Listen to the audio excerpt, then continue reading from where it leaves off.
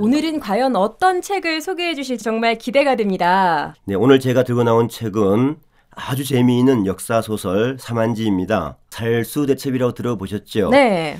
을지문덕 장군이 뛰어난 전략과 전술로 수나라 100만 대군을 물리친 세계에 유례없는 전쟁사인데요. 알프스 산맥을 넘어 북이탈리아로 진격했던 한니발 장군의 전략과 견줄 만한 멋진 이야기였죠. 네, 그럼 오늘 소개해 주실 이 삼한지라는 책이 살수대첩 이야기를 담은 내용인 건가요? 오늘은 김정산 선생님이 지으신 대하 역사소설 삼한지를 소개해 드리려 합니다.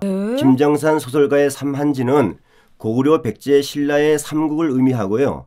아마 중국의 삼국지와 혼동될 것 같아서 저자가 삼한지를 한 것 같기도 합니다. 네. 근데 이 삼국지도 그렇지만 역사 소설이라고 하면 대부분이 장편 소설이에요. 편수가 꽤 될 것 같은데 이 삼한지는 어떻습니까? 삼한지 역시 제1권 밤이 깊을수록 별은 빛나고부터 시작해서 제10권 나당대전까지 모두 10권으로 되어 있는 소설인데요. 고구려가 어떻게 수나라의 100만 대군과의 전쟁을 승리를 이끌었을까? 아주 흥미진진한 이야기거든요. 네. 수나라는 고구려에 패배한 후유증으로 나라가 멸망하게 되고 그 뒤를 이어 중국에는 당나라가 세워지는데 네. 이 당나라도 100만 대군을 이끌고 또 고구려를 침공하지요.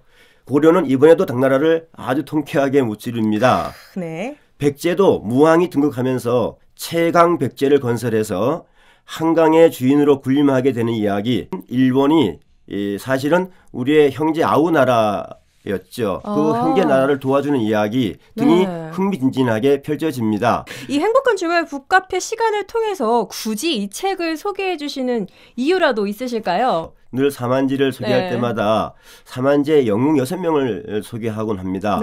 고구려는 을지문덕 연개소문이 있었고 그렇죠. 백제에는 계백장군과 성충, 네. 신라에는 김유신과 김춘추가 바로 그 영웅이죠. 저 잘 알죠. 같은 시대에 6명의 영웅이 나타난 것은 역사상 유례없는 대사건이라고 할 수 있는데요. 이렇게 6명을 영웅으로 강조하시는 이유라도 있을까요? 우리 영웅 6명은 모두 지혜롭기도 하고 용맹스럽기도 한 장수였습니다. 즉 역사상 드물게 문무를 겸비한 영웅이었던 것이죠. 김유신이 백제와의 전투에서 전력상으로는 백제가 훨씬 앞섰지만 전략을 잘 세워 백제를 이기는 것, 고구려가 중국의 수나라나 당나라의 100만 대군을 우리 10만의 병력으로 이길 수 있었던 것도 바로 지혜 있는 장수였으므로 가능한 일이라고 보고 저는 이 6명을 영웅으로 생각하게 되었습니다. 이 6분의 이 영웅들은 도대체 어떻게 그 문무를 겸비한 영웅들이 될 수 있었을까요? 이들은 어렸을 때부터 서당에서 공부를 시작하며 무예를 익혔는데요. 인간의 감성을 배우면서 창의성도 익히고 또 장군으로서 필요한 힘과 전술도 배웠죠. 어떻게 이렇게 문무를 겸비할 수 있었을까? 바로 독서의 힘이었습니다. 독서를 통해 문무를 겸비한 영웅으로 성장할 수가 있었는데요. 이 방송을 듣는 우리 모두도 독서를 통해 영웅을 꿈꿀 수 있으면 어떨까 생각해 봅니다. 이 책을 통해서 그럼 선생님이 이야기하고 싶으신 것이 있다면 좀 어떤 말씀을 해주실 수 있을까요? 이중 저는 신라에 주목하고자 합니다.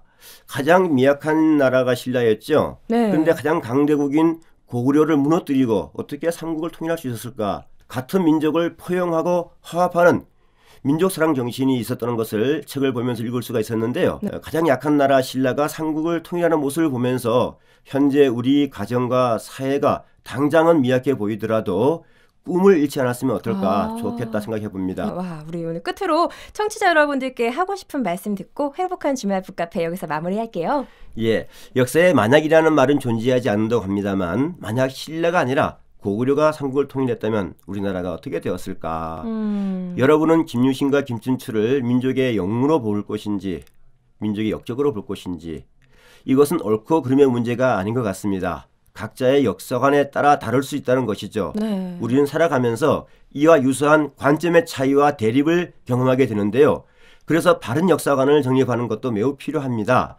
이 방송을 청취하는 모든 분들이 현 시대를 살아가면서 미래를 예측할 수 있는 지혜를 책 한 권으로 얻을 수 있기를 간절히 소망해 봅니다. 네, 저도 간절히 소망을 해보겠습니다. 지금까지 행복한 주말 북카페 이명규 선생님과 함께 소설가 김정산의 삼한지를 만나봤습니다.